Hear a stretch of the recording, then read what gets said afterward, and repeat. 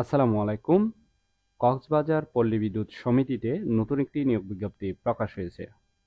বাংলাদেশের সকল জেলা থেকে আবেদন করতে পারবেন।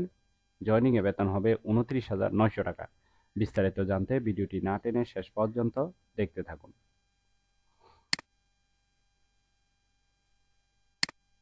এক নম্বর পদের নাম হলো ড্রাইভার, লোক নেবে ২ জন, তবে কম বেশি হতে পারে।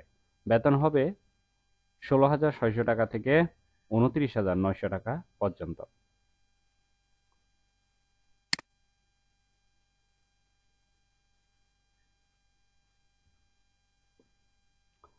এছাড়াও নিয়ম অনুযায়ী বাড়ি ভাড়া পাবেন, চিকিৎসা ভাতা সহ অন্যান্য ভাতা প্রাপ্য হবেন। ঠিক আছে?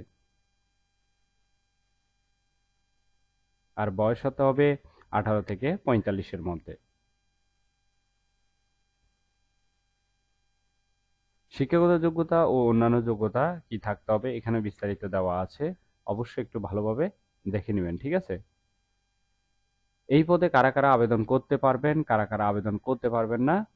কক্সবাজার জেলার স্থায়ী বাসিন্দা বা নাগরিকগণ এবং বান্দরবান জেলার লামা ও নাক্যংছড়ি উপজেলার স্থায়ী বাসিন্দাগণ আবেদন করতে পারবেন না। এছাড়া বাংলাদেশের যে কোনো জেলা থেকে কিন্তু আবেদন করতে পারবেন। বুঝতে পারছেন? নিয়োগ বিজ্ঞপ্তি সম্পর্কে বিস্তারিত বিবরণ, শর্তাবলী ও আবেদনপত্র কক্সবাজার পল্লী বিদ্যুৎ সমিতি ও বাপ্পী বোর্ডের ওয়েবসাইট দেখার অনুরোধ করা হলো। আপনারা অবশ্যই এই ওয়েবসাইটে এই নিয়োগ বিজ্ঞপ্তির বিস্তারিত তথ্য পেয়ে যাবেন। ঠিক আছে?